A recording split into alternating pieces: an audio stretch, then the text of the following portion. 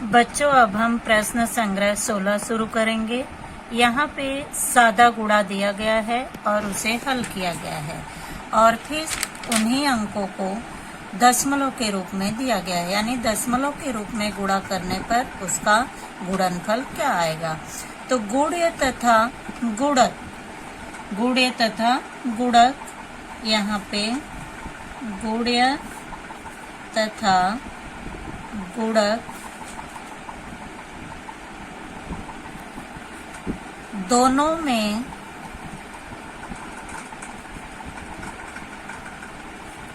कुल मिलाकर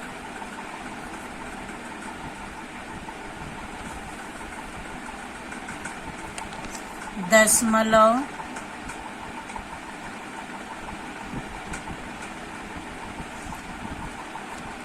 के 3 स्थान है। 3 स्थान यानी यहाँ पर 1 और 2 यहाँ पर है, 3 स्थान है। इसलिए 3.17 गुणे 4.5 बराबर, यहाँ पर गुणा करके लिखा गया है। इन्हीं अंकों को हम यहाँ पर लिखेंगे 14,265 और दाहिनी तरफ से, क्योंकि दशमलव के 3 स्थान हैं, तो दाहिनी तरफ से हम 3 अंक लेंगे, 1 2 3। 3 अंक के बाद यहाँ पे दशमलव लगाएंगे, यह इसका उत्तर होगा। अब दूसरा प्रश्न है 530 गुणे 217। इसका गुणनफल यहाँ पर दिया गया है। तो गुण्य तथा गुणक,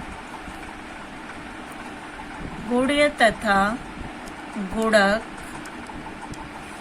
दोनों में कुल मिलाकर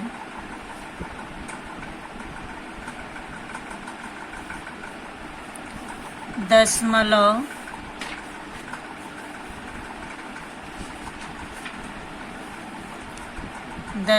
कितना है, यहाँ पे 2 अंक यहाँ पर है, 2 अंक यहाँ पर है। दशमलव के 4 स्थान हैं,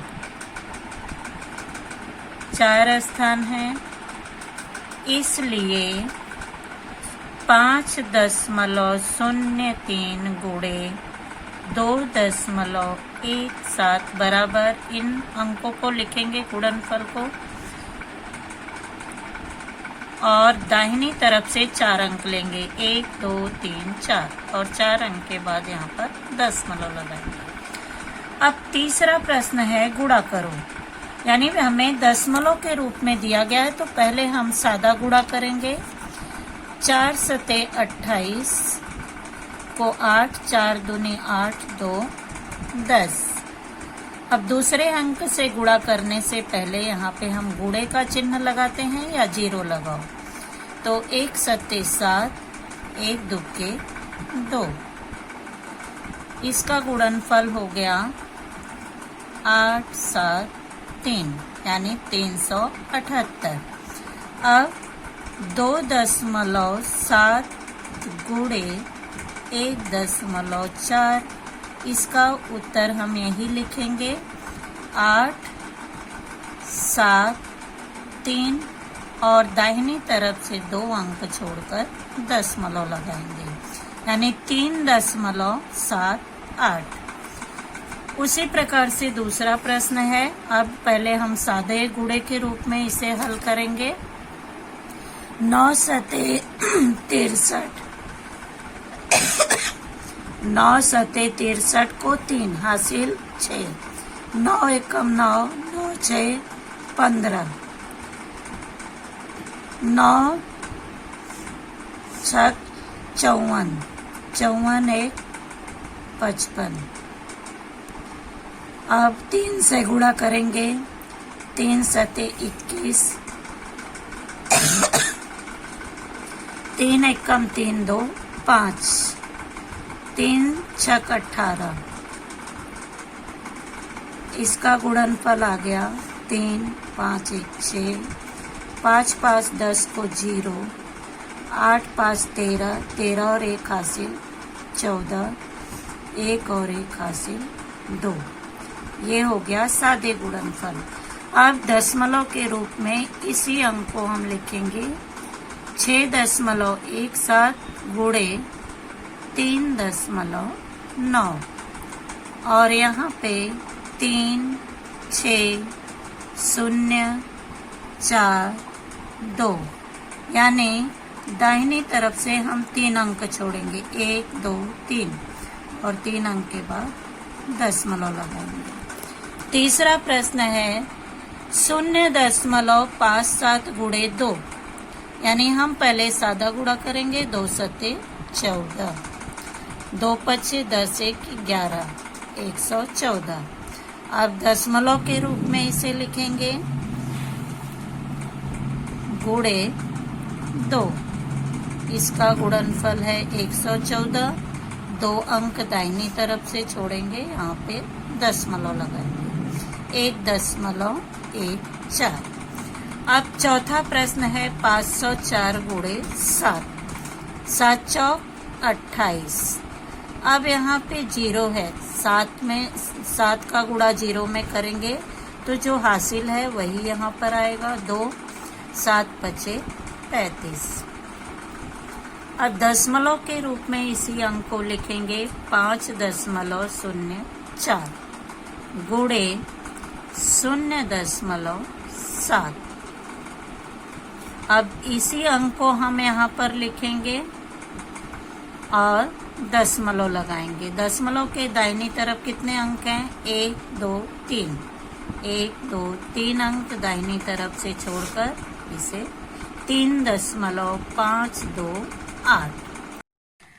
अब बच्चों चौथा प्रश्न है वीरेंद्र ने 5.250 यानी 5 किलोग्राम 250 ग्राम चावल प्रति थैली की दर से, प्रति थैली यानी एक थैली में कितने किलोग्राम चावल थे?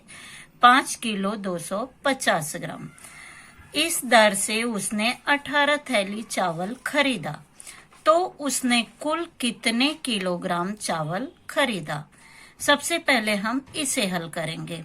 तो एक थैली में चावल कितना है? 5.250 और कुल थैलियां उसने कितने खरीदी? 18 थैलियां खरीदी। तो अब 5.250 में हम 18 से गुणा करेंगे। 8 शून्य 0, 8 पचे 40 को 0, 8 दूनी 16, 16 और 4 हासिल 20, 8 पचे 40, 40 और 2 हासिल 42। अब 1 से गुणा करने से पहले यहाँ गुणे या 0 लगाते हैं। तो 1 शून्य 0, 1 पचे 5, 1 दुक्के 2, 1 पचे 5। अब इनको जोड़ कर देंगे 0, 0, 5, 2, 2, 4, 5, 4, 9 और यहाँ पर 3 अंक के बाद दशमलव है तो दाहिनी तरफ से 3 अंक छोड़ेंगे और यहाँ पे दशमलव लगाएंगे। यानी 18 थैलियों में कुल चावल कितने किलोग्राम था? 94 किलोग्राम 500 ग्राम। अब उस यहाँ से अब यानी यहाँ पे 18 थैलियों में कुल कितने चावल थे? 94.500 यानी 94 किलोग्राम 500 ग्राम। अब आगे प्रश्न पूछा है यदि चावल की दर यानी 1 किलोग्राम चावल का मूल्य 42 रुपए प्रति किलोग्राम, प्रति यानी 1 किलोग्राम चावल का मूल्य 42 रुपए हो तो उसने कितने रुपए दिए? और कुल चावल उसने 94 किलोग्राम 500 ग्राम खरीदा है। 1 किलोग्राम चावल का मूल्य 42 रुपए है, इसलिए 94.5 किलोग्राम चावल का मूल्य बराबर 94.5 गुणे 42। अब यहाँ पे 42 से गुणा करेंगे। 2 पचे 10, 2 चौक 8, 8 1 9, 2 9 18 को यहाँ पूरा 18 लिखेंगे। 4 से गुणा करेंगे।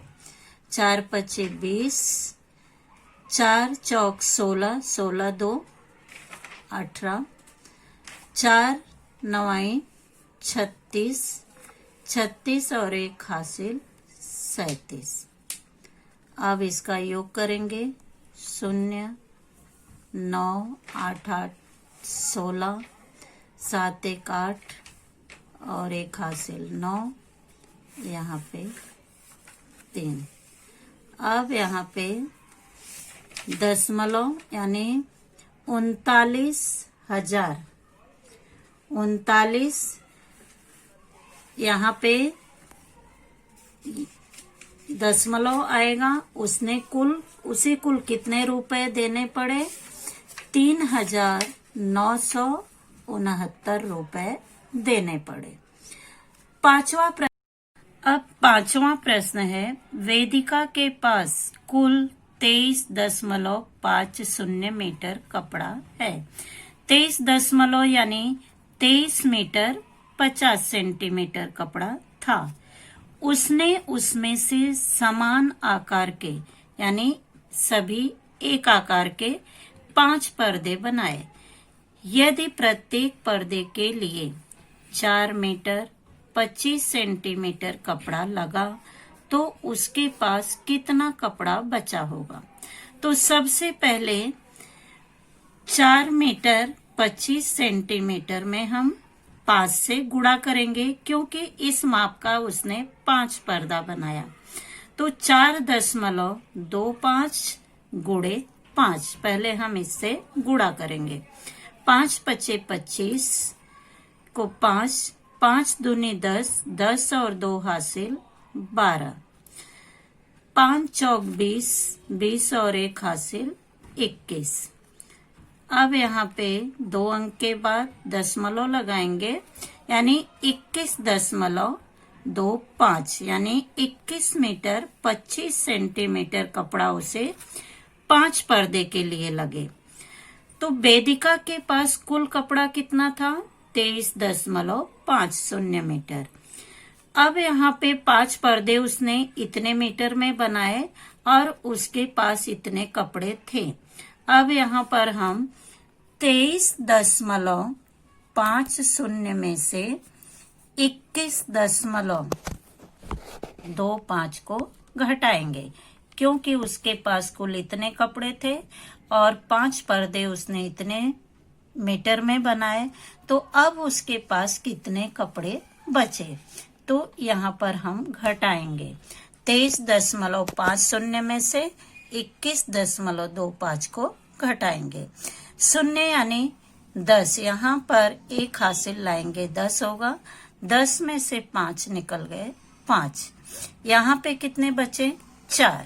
4 में से 2 निकल गए 2। अब यहाँ पे 3 में से 1 निकल गए 2, 2 में से 2 निकल गए 0। यानी वेदिका के पास कुल कितने कपड़े बचे?